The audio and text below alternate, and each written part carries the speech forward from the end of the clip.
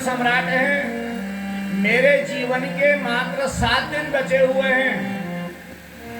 इन 7 दिनों में कौन सा यज्ञ करूं, कौन सा अनुष्ठान करूं, कौन सी पूजा करूं कि मेरा जीवन सफल हो जाए। जब मेरे पंचभौतिक शरीर में से सूक्ष्म शरीर निकले तो मेरी वाणी से भगवान नाम उच्चारण हो जाए।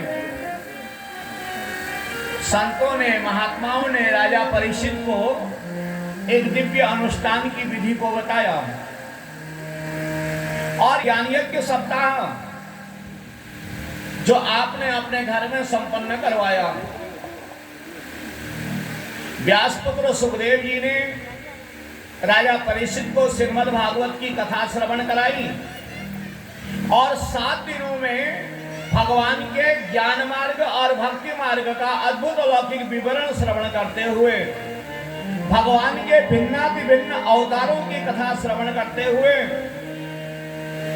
ओम नमो भगवते वासुदेवाय नमः इस मंत्र की शिक्षा को ग्रहण करते हुए, नवधा भक्ति का दिव्य उपदेश ग्रहण करते हुए राजा परीक्षित परम सुख को प्राप्त होते हैं। और इन्होंने अपने एक एक श्वास में ओम नमो भगवते वासुदेवाय मंत्र समावेशित कर लिया और यज्ञ संपन्न हो गया। अब इंतजार कर रहे हैं को महात्मा के लड़के का दिया हुआ श्राप सत्य होगा, मेरे प्राण लेने के लिए तक्षक नाग आएगा, लेकिन वो तक्षक नाग मुझे काटेगा, विषैला करेगा तो मेरी वाणी में हरे मुरारे नाथे नामा निमोर बदंती, मेरे वाणी में यही नाम उच्चारण होवे। एकांत में बैठ जाते हैं राजा परीक्षित। अब निश्चय मान लिया कि यह शरीर मेरा नहीं, मेरी तो मन में केवल एक ही तमन्ना है, एक ही इच्छा है कि जब पंचभौतिक शरीर से सूक्ष्म शरीर विलग होवे तो मेरी वाणी में भगवान नाम उच्चारण हो जाए। एक महल में स्थापित किया सैनिकों ने, हजारों सैनिकों ने महल को घेर लिया। सर्प के विष को दूर करने वाले राजा परीक्षित के राज्य में जो ब्राह्मण थे उन्होंने भी उस महल को घेर लिया। राजन चिंता मत करिए, आप कहां से आएगा वो नाग, आएगा तो हम मार डालेंगे। लेकिन सैनिकों की बात को क्यों सुनते, लगा लिया भगवान का, हे गोविंद इतनी कृपा करना, 7 दिन श्रीमद् भागवत सुनिए, शरीर नाशवान है, मेरे शरीर में से पंचभौतिक शरीर में से जब सूक्ष्म शरीर विलग होए तो मेरी वाणी में भगवान का नाम आ जाए। अजामिल जैसे नाना प्रकार के चरित्र आप लोगों ने श्रीमद् भागवत में श्रवण किए और श्राप सत्य करने की इच्छा से तक्षक नाग अपने घर से चला राजा को मारने, है ना महात्मा का। और तक्षक नाग ने मन में विचार किया, अगर मैं जाता हूं नाग के रूप में, राजा परीक्षित के सैनिक मेरे को आने नहीं देंगे, मेरा अहित हो जाएगा, श्राप सत्य नहीं कर पाऊंगा। और तक्षक नाग अपने मन में ये भी विचार कर रहे हैं कि वहां बहुत सारे ब्राह्मण हुए, जिन ब्राह्मणों ने अपने गुरुजी से ऐसा मंत्र सीख रखा है कि अगर आयु गतायु नहीं हुई है तो मंत्र काम कर जाते हैं, सर्प के विष को दूर करने वाले मंत्र। तक्षक नाग ने कहा नाग के रूप में नहीं जाऊंगा।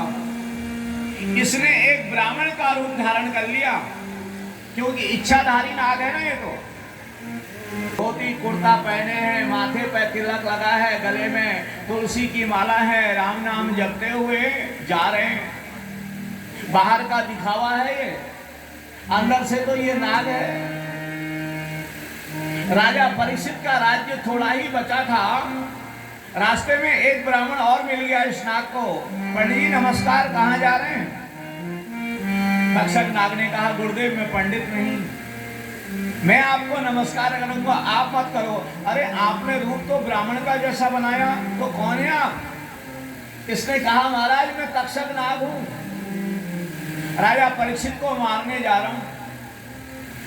उस ब्राह्मण का नाम था कश्यप नाम का ब्राह्मण। हाँ, मेरा नाम कश्यप नाम का ब्राह्मण है। मेरे गुरुजी ने मेरे को ऐसा मंत्र सिखाया कि अगर व्यक्ति गतायु नहीं है तो मेरा मंत्र काम कर जाता है, मैं सर्प के विष को दूर कर देता हूं। तुम काटोगे, मैं बचा लूंगा। तक्षक नाग बड़ा घबराया, अरे ये क्या हो गया? क्या एक महात्मा का श्राप असत्य हो जाएगा? मैं राजा को विषैला करूंगा, ये कश्यप ब्राह्मण बचा लेगा। पंडित जी एक काम करें। कश्यप ब्राह्मण ने कहा, बताओ क्या रास्ते में ही परीक्षा निकल लें, तुम जीतोगे या मैं ही जीतूंगा? कश्यप ब्राह्मण ने कहा, मैं परीक्षा के लिए तैयार हूं। तक्षक नाग अपने रूप में आ गया और इसने एक हरे वृक्ष में विष डाला, अपना छुआ उसको, और यह हरा वृक्ष मुरझा गया। जैसे छुई मुई का पेड़ होता है ना, के विष से वो हरा वृक्ष झुक गया। पंडित जी ये मेरी लीला है, आप अपने मंत्र का प्रयोग करो, इस वृक्ष को फिर से हरा कर दो। ये परम अपने गुरुजी का भक्त कश्यप ब्राह्मण एक लोटा पानी मंगाया अपने आगे और एक पत्ते से मंत्र उच्चारण करता हुआ उस पेड़ के ऊपर जलधारा डालते रहा, छींटे डालते रहा।